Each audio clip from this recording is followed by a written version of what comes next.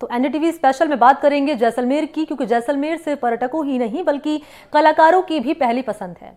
यहाँ की कलात्मक सुंदरता और सुनहरे पत्थर से बनी ऐतिहासिक इमारतों को कोई अपने कैमरों में तस्वीर के रूप में कैनवास पर उतार ले जाता है, और इन दिनों ऐतिहासिक इमारतों को फाइन आर्ट्स के कलाकार अपने कैनवास पर उतार रहे हैं।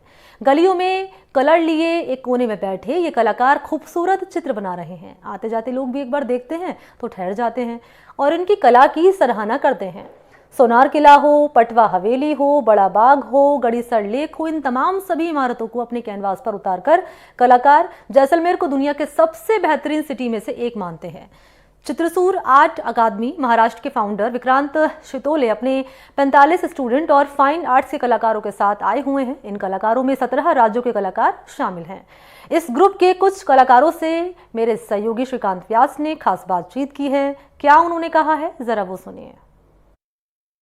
रेत के समंदर के बीच बसा वो सुनहरा शहर, जैसे आप जहां देखें वहां आपको एक अद्भुत नजारा नजर आता है। और इन अद्भुत नजारों को लोग कैमरों में तस्वीर के माध्यम से जो है वो कैच करते हैं। कुछ लोग अपनी आंखों में बसा लेते हैं, कुछ लोगों के दिल में ये शहर बसता है।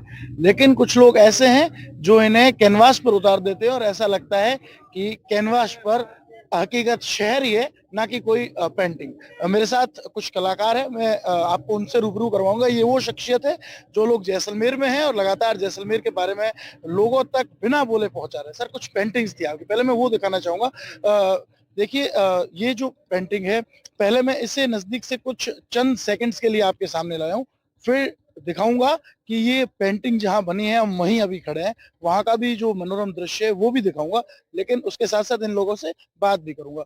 सर, हूबहू जैसलमेर को जो है वो आपने कैनवास पे उतारना शुरू कर दिया। किस तरह जैसलमेर को पहले फील कर रहे हैं, फिर अपने हाथों तक उस फील को पहुंचा रहे हैं और फिर वो पेपर पे आ रहा है? बिल्कुल, बिल्कुल। किसी भी चीज़ को, ब्यूटी को पहले कैनवस पे या पेपर पे उतारने के लिए पहले उसे महसूस करना ज़रूरी है, ठीक है? तो वो पहले हम लोग जैसे सुबह से दोपहर तक हम लोग घूम रहे थे, कहाँ पे बैठना है, कौन-सा पॉइंट ऐसा है जो बहुत ही आई कैची है, तो वो घूम-घूम के हम ढूँढते हैं तो फिर बनाते हैं। तो ये फिर अभी मैंने इवनिंग में बनाया, वैसे तो और भी बनाए हैं, पर ये अभी बनाया थोड़ी देर पहले। बहुत सारी पेंटिंग्स बना रहे हैं, बहुत सारे जो है आर्टिस्ट आप लोग, एक पूरा ग्रुप आ रखा है। तो जैसलमेर को क्यों चूज किया, क्या था उसके पीछे? जैसलमेर का जो रिच कल्चर है वो मतलब देश विदेश के लोगों को मतलब अपने तरफ रिझाता है। तो मैंने कभी ऐसा एक्सप्लोर नहीं किया था कहीं पे जाके पेंटिंग करना। पर जैसे सर ने बोला कि हम ऑन द स्पॉट जाके पेंटिंग करेंगे, तो वो मुझे एक्सपीरियंस करना था। और जैसलमेर से बेहतर कोई और शहर नहीं था। जो यहाँ का आर्किटेक्चर है, जो यहाँ के लोग हैं, बहुत ही मतलब डिफरेंट जो कल्चर है यहाँ का। जैसे मैंने फोर्ट देखा था, मैंने आज तक कोई नहीं देखा कि रेसिडेंसी है फोर्ट के अंदर। तो वो बहुत ज्यादा इंटरेस्टिंग लगा हमें, तो इसीलिए हमने जैसलमेर को चूज किया। जब मैं स्कूल में पढ़ता था तो छोटी मोटी पेंटिंग्स बनानी होती थी। कोई जब ये शुरू से चलता था, फिर साइंस थी तो उसके अलग अलग कुछ पार्ट्स बनाने होते थे। बड़ी परेशानी होती थी, ऐसा लगता था पत्थर मार दिया किसी ने। और आप पूरा शहर उतार रहे हैं पेपर पे, कितनी मेहनत लगती है? नहीं, देखिए, मेहनत तो है। मेहनत कुछ कुछ कोई भी स्किल आप स्टार्ट करते हैं तो उसमें टाइम लगता है। जैसे साइकिल भी सीखते हैं, आप 100 बार गिरते हैं, बट मोटरसाइकिल सीखते हैं जब बहुत बार गिरते हैं, कार सीखते हैं, मतलब टाइम लगता है उस चीज में। बट क्या होता है कि जब आप किसी चीज को दिल से चाहते हैं और उसके पीछे प्रैक्टिस करते हैं, तो इवेंचुअली आप आपके लिए, जैसे अभी बाइक चलाते हैं तो सोचता भी नहीं है इंसान, बाइक चलाने लगता है ना, सोचता है कि मैं बाइक चला रहा हूँ, नहीं ना, उसको बैलेंस करना पड़ता। सेम आर्टिस्ट के लिए भी है। जितना वो प्रैक्टिस करता है, जितना वो काम काम करता है, अपने ऊपर काम करता है, तो हमारे लिए भी अभी ऐसा हो गया कि जैसे साइकिल या बाइक चलाना, तो वो इजी होता रहता है एक्सपीरियंस के साथ। राजस्थान आए और जैसलमेर को चूज किया, क्या कुछ अब तक देखा और कैनवास पर उतार चुके हैं, और क्या बाकी है? अभी हमने सबसे पहले दिन तो हमने पटवा हवेली देखी, वहाँ भी हमने काफ़ी ड्राइंग की, पेंटिंग की। उसके बाद हम लोग किला चले गए। उसके बाद हमने कल बड़ा बाग गए और आज हम लोग यहाँ पे लेक पे पहुँचे हुए हैं। तो जितना भी हम लोगों को यहाँ पे इन्फॉर्मेशन थी, उतना तो हम लोग घूम चुके हैं।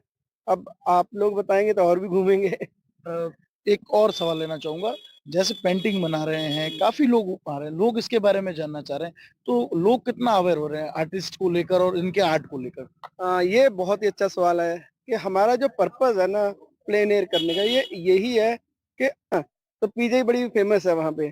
तो वो जो वहाँ पे जो इलाज के लिए लोग जाते हैं तो बहुत सारे स्ट्रेस वाले भी पहुँचते हैं लोग।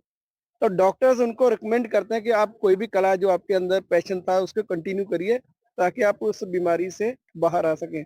तो मेरे पास बहुत बारी लोग आते हैं कि वो जो कहते हैं स्ट्रेस से बाहर आना है तो वो पेंटिंग ज्वाइन करते हैं। पेंटिंग जब कोई अपना पैशन को प्रोफेशन बनाना चाहता है काफी मुश्किल होता है। लोग कहते हैं ये क्या कर रहे हो, तो उन लोगों के सपोर्ट में क्या कहेंगे जो यूथ जुड़ना चाहता है और आपको देख के सेलिब्रिटी की तरह लोग फील करते हैं, पास आकर खड़े होते हैं, उन लोगों को क्या कहेंगे इन शॉर्ट एंड स्वीट? जी, मैं खुद एक अकाउंटेंट था। मतलब मेरे माँ-बाप ने भी कभी ऐसा सपोर्ट नहीं नहीं हुआ था मेरे घर से और मैंने आस-पास भी नहीं देखा था किसी आर्टिस्ट को।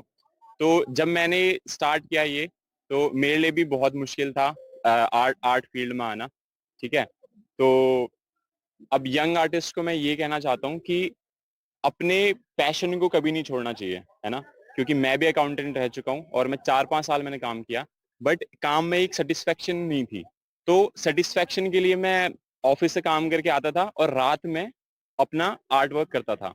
तो धीरे-धीरे करते स्किल जो है इम्प्रूव हुई मेरी और 3-4 साल लग गए मुझे इस काबिल बनने में कि मैं अभी फुल टाइम आर्टिस्ट मैं बन सकूँ। तो फिर मैंने 2021 में जॉब से रिज़ाइन करके I started as a full time artist.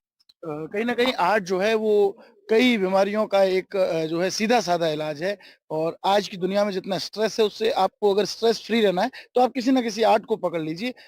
ये सब तो बात हो गई जीवन शैली को लेकर, जब बात जैसलमेर की है और इस सुनार रेगिस्तान की है, तो कल ये लोग ड्यून्स जाने वाले हैं और इनकी जो तस्वीर है वो हर किसी को आकर्षित कर रही है। ऐसे ही कुछ शख्सियतों से आपको फिर मिलवाते रहेंगे। श्रीकांत व्यास, एनडीटीवी, जैसलमेर।